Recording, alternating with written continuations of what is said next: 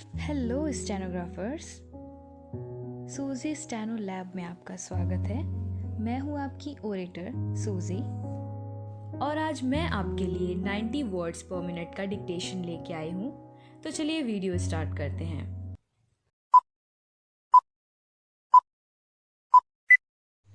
दिल्ली में नए कानून के साथ पुरानी जंग शुरू। Ready, start. 3 साल पहले सुप्रीम कोर्ट के आदेश के बाद बंद हुआ केंद्र और दिल्ली की केजरीवाल सरकार के बीच का टकराव एक बार फिर ज्वालामुखी की तरह फूटता दिख रहा है। मुद्दा पुराना है। केंद्र शासित प्रदेश की सरकार के अधिकारों का पिछली लड़ाई भी दिल्ली के लेफ्टिनेंट गवर्नर और चुनी हुई सरकार के बीच अधिकारों को लेकर खींचातान से शुरू हुई थी, जो सुप्रीम कोर्ट की संविधान पीठ तक पहुंची। जुलाई 2018 में सुप्रीम कोर्ट की संविधान पीठ ने उपराज्यपाल और दिल्ली सरकार के अधिकारों को लेकर बहुत स्पष्ट फैसला दिया था। उसके बाद माना जा रहा था कि अधिकारों को लेकर दोनों के बीच टकराव खत्म हो जाएगा। अब तक शांति कायम थी, लेकिन केंद्र सरकार के नए फैसले के बाद फिर टकराव और विवाद की शुरुआत होती दिख रही है। केंद्र सरकार ने लोकसभा में राष्ट्रीय राजधानी क्षेत्र संशोधन विधेयक पेश किया है। इसके हिसाब से दिल्ली के उपराज्यपाल को और भी ज़्यादा शक्तियां मिल जाएंगी। चुनी हुई सरकार को अपने फैसलों के बारे में पहले लेफ्टिनेंट गवर्नर को अवगत कराना होगा। यही नहीं, कार्यकारी फैसलों के लिए भी एलजी की सहमति अपेक्षित होगी। अगर एलजी को लगता है कि दिल्ली सरकार का कोई फैसला सरकार के कानूनी दायरे के बाहर का है, तो वह उसे रोक देंगे। इस संशोधन को लेकर आम आदमी पार्टी बिफरी हुई है।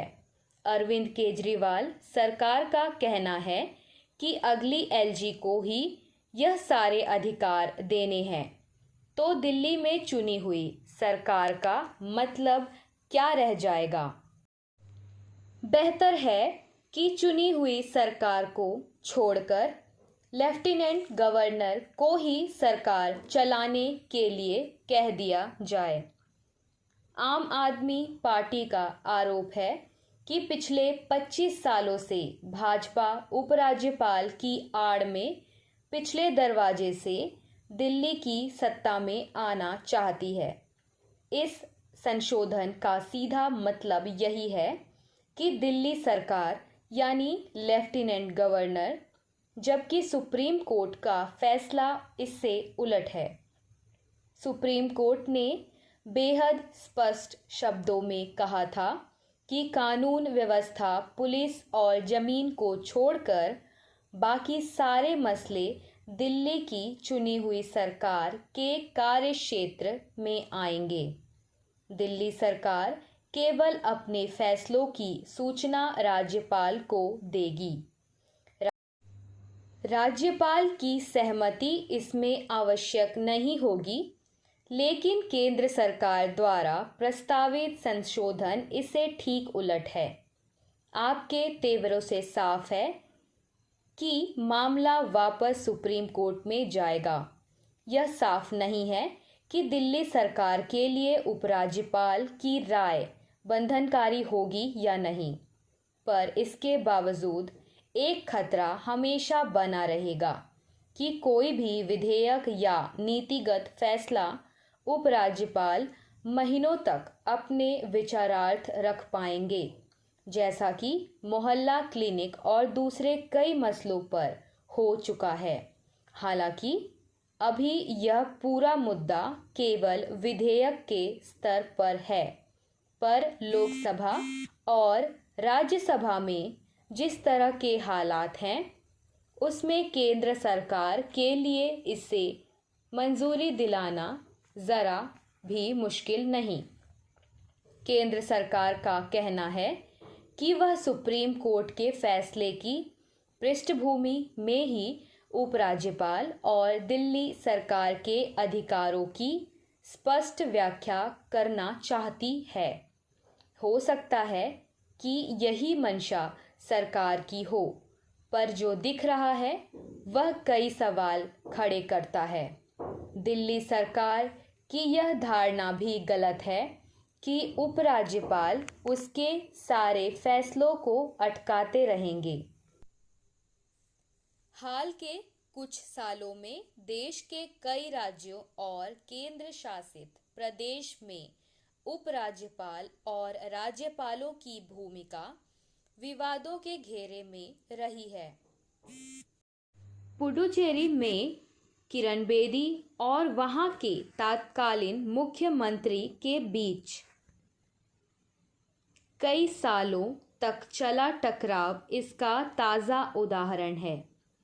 पश्चिम बंगाल में भी राज्यपाल और मुख्यमंत्री के बीच टकराव शर्मनाक स्थिति तक पहुंचा।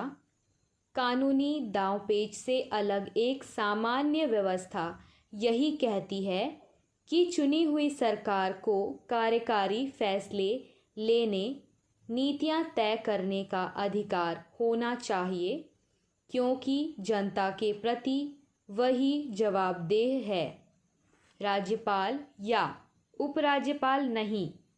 इन संवैधानिक संस्थाओं या पदों की भूमिका केवल यह देखना है कि कोई नीति या फैसला राष्ट्रीय हितों या उसकी सुरक्षा के लिए खतरा तो नहीं है।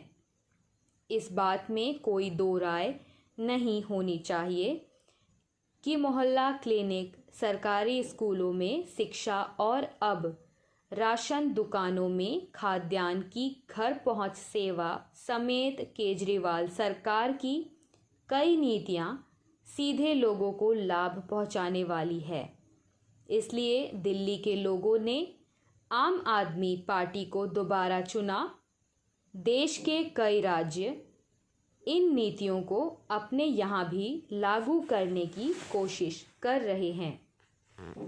Stop.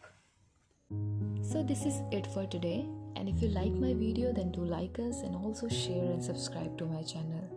Bye bye.